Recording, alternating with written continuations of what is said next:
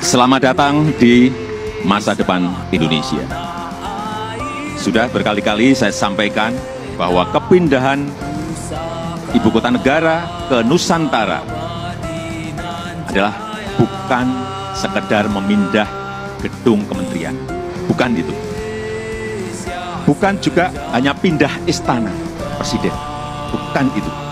Bukan juga memindahkan gedung wakil presiden ke Nusantara. Juga bukan itu. Bukan itu. Bukan fisiknya yang ingin kita pindahkan. Tetapi yang ingin kita bangun adalah budaya kerja baru, mindset baru, dan IKN sebagai basis ekonomi baru. Indonesia sebagai negara besar harus berani melangkah, harus berani memiliki agenda besar, berani punya agenda besar. Dan ini untuk kemajuan negara kita, untuk kemajuan bangsa. Dan jika kita tidak berani transformasi dari sekarang sampai kapanpun, kita akan sulit jadi negara maju. Dan untuk keberlanjutan IKN Nusantara, ini juga sudah sering saya sampaikan, Bapak Ibu, sekali lagi, tidak perlu ragu, tidak perlu bimbang. Karena apa? Payung hukumnya itu sudah jelas. Payung hukumnya sudah jelas, yaitu Undang-Undang Nomor 3 Tahun 2022. Dan itu, ini juga kita harus tahu semuanya, itu sudah disetujui 93% dari fraksi-fraksi yang ada di DPR. Loh, kurang apa lagi? Kalau ada yang masih belum yakin, kurang apa lagi? Nanti sampaikan, kurang apa lagi? Jadi, sekali lagi, sudah tidak perlu lagi untuk dipertanyakan. Ini ada Ketua MPR ada di sini, Pak Bambang Susatyo juga. Kembali lagi, kita ingin menghadirkan pembangunan yang Indonesia sentris, bukan Jawa sentris. Karena Indonesia ini bukan hanya Pulau Jawa. Indonesia ini memiliki 17.000 pulau, 514 kabupaten dan kota, 34 provinsi yang terbentang dari Sabang sampai Merauke, dari Miangas sampai Pulau Rote. Dan ada tapinya, tapi saat ini 58% dari PDB ekonomi kita, dari ekonomi kita terpusat di Pulau Jawa, 58%. Kemudian populasi 56% atau sekitar 149 juta penduduk kita ada di Pulau Jawa, bermukim di Pulau Jawa. Betapa Pulau Jawa ini sangat terbebani dengan jumlah yang sangat besar itu. Itulah kenapa sering saya sampaikan, Indonesia perlu keadilan ekonomi. Sekali lagi ada 17.000 pulau, bukan hanya satu pulau. Perlu kesetaraan pembangunan, perlu pemerataan pembangunan.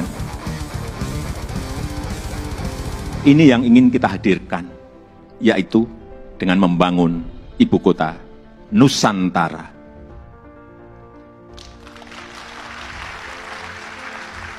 Nusantara adalah kota pintar masa depan yang berbasis hutan dan alam. Belum ada di dunia, belum ada.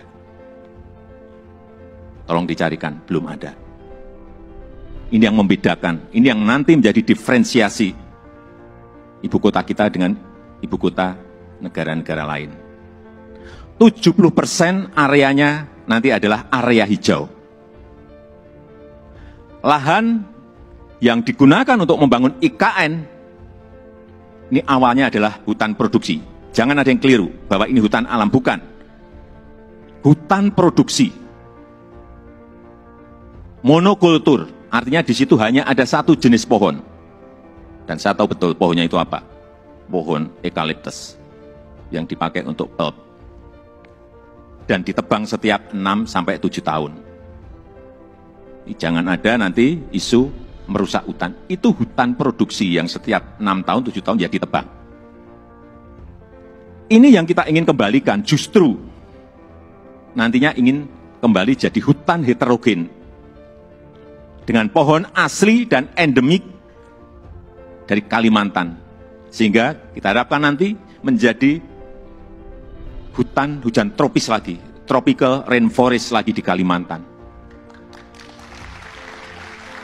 Untuk itu, yang kita siapkan pertama kali di sana adalah pusat persemaian yang sudah mulai kita bangun di bulan Juni 2022.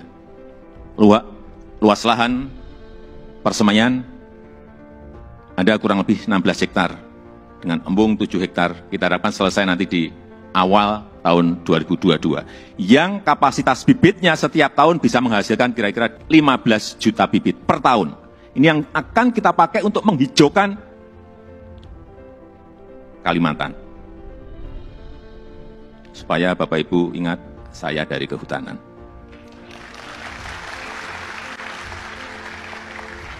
Saya waktu menerangkan di persemaian di Kalimantan, dari A sampai Z, ini pohon apa, ini pohon apa, ini pohon, saya hafal semua. Dan 80% sumber energinya adalah berasal dari renewable energy. Mobil di sana nanti harus mobil listrik. Kemudian 80% transportasinya adalah transportasi umum, autonomous vehicle, tanpa awak dan tanpa sopir. Jadi yang kita hargai di sana adalah pejalan kaki. Yang kita hargai di sana adalah orang yang senang naik sepeda. 10 minutes city. Jarak tempuh kemana-mana itu ada dalam 10 menit. Sekali lagi, inilah showcase transformasi Indonesia. Showcase perubahan peradaban Indonesia. Dan budaya kerja yang ingin kita bangun di IKN Nusantara adalah budaya kerja produktif. Itu harus didukung oleh tata kelola yang baik, didukung oleh manajemen yang baik, didukung oleh implementasi teknologi yang mumpuni. Smart living, smart city, layanan masyarakat lewat aplikasi, akte lahir, akte nikah lewat HP, paperless, ini yang ingin kita bangun. Jadi, Nusantara adalah masa depan Indonesia. Dan bisa terwujud dengan upaya bersama.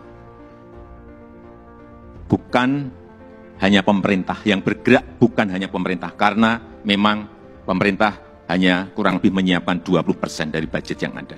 80% kita berikan kesempatan kepada investor, kepada investasi. Termasuk Bapak Ibu yang kami hadirkan pertama kali pada malam hari ini. Investasi terbuka lebar. Bapak Ibu bisa pilih, mau di mana, mau investasi di sebelah mana, mau di kawasan inti, ya harganya beda. Di financial center, di kawasan healthcare center, di kawasan education center, di housing area, di tourism area, silahkan.